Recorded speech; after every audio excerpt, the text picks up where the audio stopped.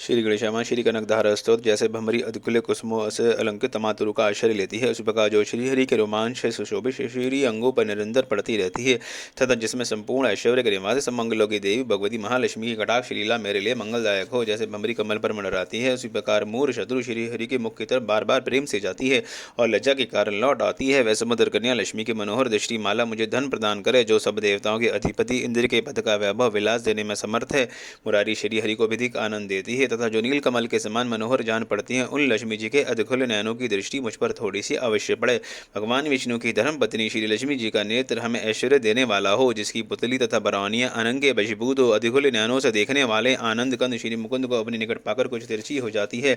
जो भगवान मधुसूदन के कौस्तुभ भमड़ी मंडित वक्ष स्थल में इंद्र नील में हरावली सी सुशोभित होती है तथा उनके भी मन में काम प्रेम का संचार करने वाली है। वह कमल कुंज वासिनी कमला की कटाक्ष माला मेरा कल्याण करे। जैसे मेघों की घटा में बिजली चमकती है, उसी प्रकार जो कैटभ शत्रु श्री विष्णु की काली मेघमाला के समान श्याम सुंदर वक्ष स्थल पर प्रकाशित होती है, जिन्होंने अपने आविर्भाव से भंगु वंश को आनंदित किया है तथा जो समस्त लोगों की जननी है, उन भगवती लक्ष्मी की पूजनीय मूर्ति मुझे कल्याण प्रदान करे। समुद्र कन्या कमला की वह मंद अलस मंथर और अर्धोत्मिलित दृष्टि, जिसके प्रभाव से कामदेव ने मंगल में भगवान मधुसूदन के हृदय में प्रथम बार स्थान प्राप्त किया था, यह मुझ पर पड़े। भगवान नारायण की पेरसी लक्ष्मी का नेत्र रूपी मेघ दया रूपी अनुकूल भवन से प्रेरित दुष्कर मूर्ति धाम को चिरकाल के लिए दूर हटाकर विषाद में पड़े हुए मजदीन रूपी चातक पोत पर धन रूपी जलधारा की वृष्टि करे।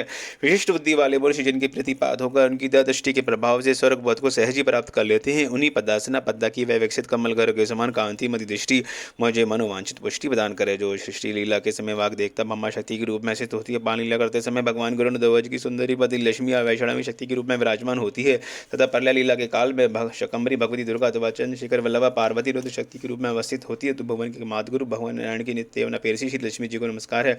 मात शुभ कर्मों का फल देने वाली शक्ति रूप में आपको प्रणाम है। रमणीय गुणों की सिंधु रूपी रति के रूप में आपको नमस्कार है। कमल वन में निवास करने वाली शक्ति स्वरूप लक्ष्मी को नमस्कार है तथा पुरुषोत्तम प्रिया पुष्टि को नमस्कार है। कमल वंदना कमला को नमस्कार है। क्षीर संधु समुदा श्री देवी को नमस्कार है। चंद्रमा और सुधा की बहन को नमस्कार है। भगवान नारायण की वल्लभा को नमस्कार है। कमल सदर्श नेत्र वाली माननीय एमा आपके चरणों में की हुई वंदना संपत्ति प्रदान करने वाली, संपूर्ण इंद्रियों को आनंद देने वाली, साम्राज्य देने में समर्थ और सारे पापों को हल लेने के लिए सर्वदा उदता है, सदा मुझे लंबन करे। मुझे आपकी चरण वंदना का शुभ अवसर सदा प्राप्त होता रहे। जिनकी कृपा कटाक्ष के लिए की हुई उपासना उपासक के लिए संपूर्ण मनोरथों और संपत्ति का विस्तार करती है। श्री हरि की देश्वरी उन्हीं लक्ष्मी देवी का मैं मनवाणी और शरीर से भजन करता हूँ। भगवती हरिप्री, तुम कमल वन में निवास करने वाली हो। तुम्हारे हाथों में लीला कमल सुशोभित है। तुम अत्यंत उज्ज्वल वस्त्र गंध और माला आज से शोभा पा रही हो। तुम्हारी जगह बड़ी मनोरम है। त्रिभुवन का ऐश्वर्य प्रदान करने वाली देवी मुझ पर प्रसन्न हो।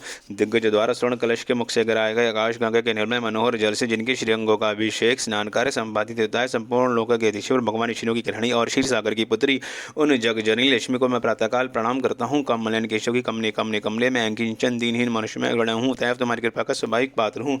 तुम उमड़ती करुणा की बाढ़ की तरल तरंग के समान कटाक्षोद्धार मेरी और देखो। जो लोग इन द्वारा प्रतिदिन वे त्रय स्वरूपा त्रिभुवन जननी भगवती लक्ष्मी की स्तुति करते हैं, वे इस भूतल पर महान गुणवान और अत्यंत सौभाग्यशाली होते हैं तथा विद्वान पुरुष भी उनके मनोभाव को जानने के लिए उत्सुक रहते हैं।